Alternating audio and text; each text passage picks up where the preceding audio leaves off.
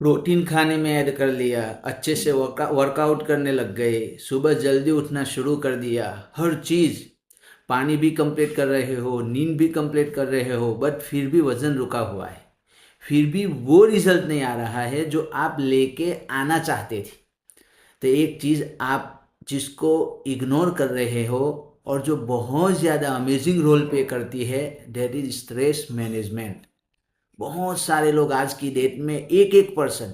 इतना ज़्यादा स्ट्रेस हो चुका है, इतनी सारी चीज़ों का दिमाग में स्ट्रेस लेकर घूम रहे हैं, जिसकी वजह से बॉडी में कॉर्टिसोल नाम का स्ट्रेस हार्मोन आपका फैट लॉस नहीं होने देता, आपका मेटाबॉलिज्म एक्टिव नहीं होने देता, आपकी डाइजेशन और गट हेल्थ को इम्प्रूव होने नहीं देता।